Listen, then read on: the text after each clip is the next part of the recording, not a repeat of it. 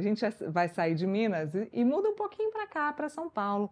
E vamos falar sobre a pesquisa Datafolha que mostra que o presidente Lula e o senador Flávio Bolsonaro estão em empate técnico nos cenários de primeiro e segundo turno da disputa presidencial. No primeiro turno, Lula tem 34% das intenções de voto, enquanto Flávio aparece com 32%. Então tá aqui para vocês. Vamos lá em detalhes. Primeiro turno, Lula e Flávio Bolsonaro empatam. E a gente está falando de São Paulo, tá, gente? Então, o Datafolha entrevistou eleitores do estado de São Paulo para saber a opinião deles para a presidência da República. Vamos lá. O presidente Lula fica com 35% dos votos, Flávio Bolsonaro também com 35% dos votos, empate. Ronaldo Caiado com 3, Renan Santos com 3, Romeu Zema com 2 e por aí vai.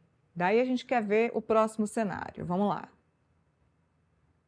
No segundo turno, Ronaldo Caiado tem 43% contra 42% de Lula. Resposta estimulada e única entre eleitores do estado de São Paulo.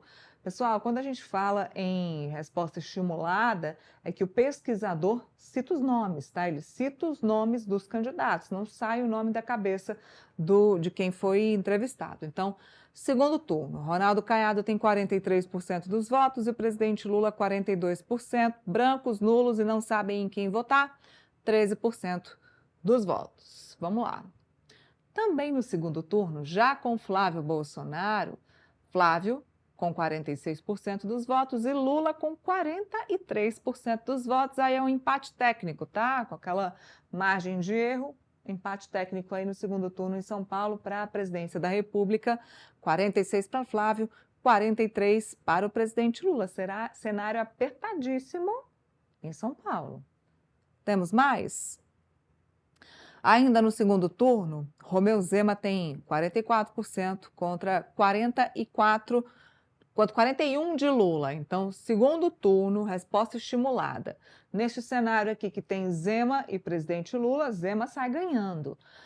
Zema com 44% dos votos e Lula com 41% dos votos. Lembrando que presidente Lula, PT, a esquerda não costuma ganhar no estado de São Paulo e ainda assim estou achando aqui um negócio bem apertado.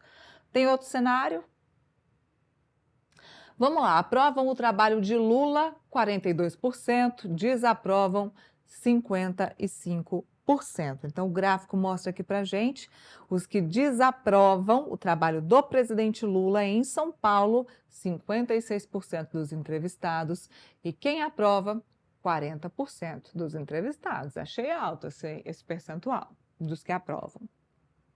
Avalia o governo Lula como ótimo ou bom, 29%, ruim ou péssimo, 43%. Mais uma vez lembrando, resposta estimulada. O pesquisador perguntou, colocou nomes, né, deixou tudo muito bem claro. Então, governo Lula, ótimo ou bom, 29%, ruim ou péssimo, 43%.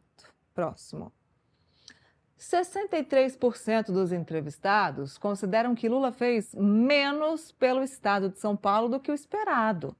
Então, fez por São Paulo mais do que esperava, 11%.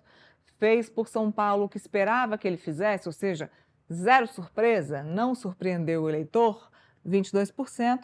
Fez por São Paulo menos do que esperava, 63%. Então, mais da metade dos eleitores de São Paulo entendem que o presidente Lula não fez o suficiente pelo Estado.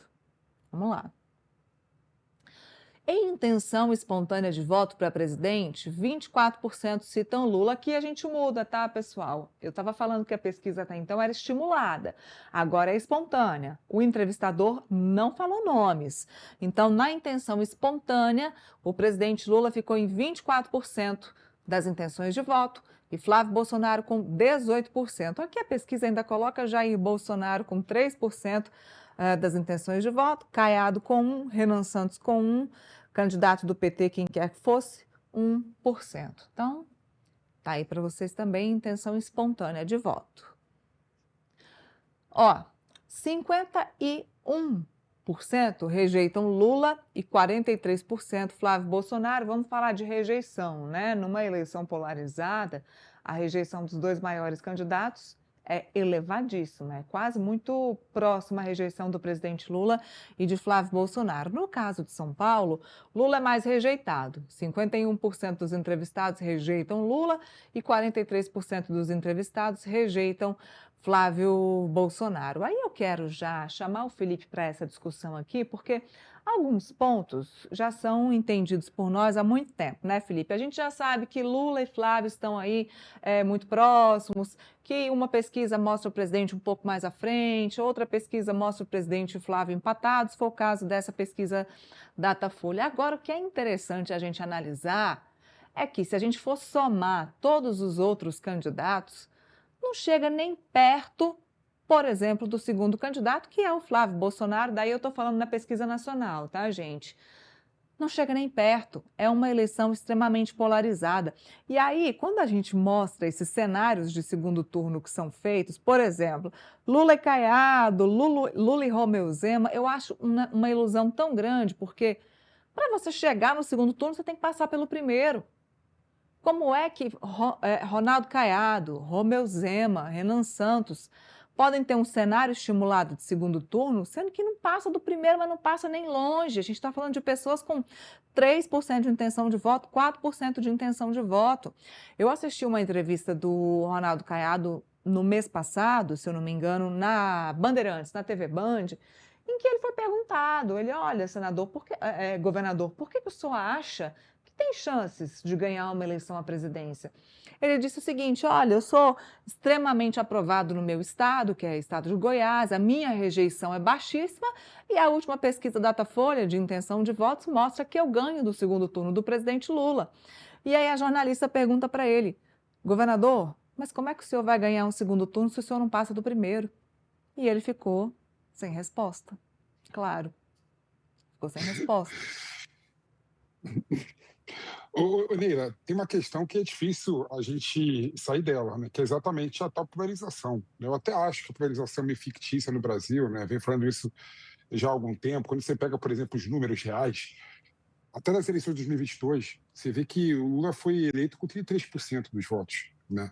Um pouquinho menos de 33% foi o Jair Bolsonaro na ocasião, e 33% das pessoas se abstiveram ou votaram nulo e branco, né? Ou seja, Lula foi eleito com 33% dos votos, ou seja, 2/3 da população do Brasil rejeita o Lula e rejeita o bolsonarismo, né? Então, a polarização, de certa forma, ela é fictícia, né? Mas não dá para se negar, Neila, que essa polarização, mesmo fictícia, gera alguns efeitos no processo eleitoral. Não dá margem para nenhuma força política diferente do Lula e do bolsonarismo, né, no caso do Flávio Bolsonaro, sair como candidato e furar a bolha da polarização. Infelizmente, isso que acontece na realidade. E aí, Neila, São Paulo é um caso à parte e é um caso diferente pelo seguinte, né? O Lula ganhou as eleições de 2022 muito porque a margem de diferença dele com o Jair Bolsonaro naquela ocasião foi muito pequena. E Lula, inclusive, ganhou na capital de São Paulo, né? Então, se o Lula quiser se mostrar viável para o processo de reeleição, ele tem que manter essa regra, tem que chegar nas eleições desse ano e se aproximar do Flávio Bolsonaro em São Paulo e ganhar na capital.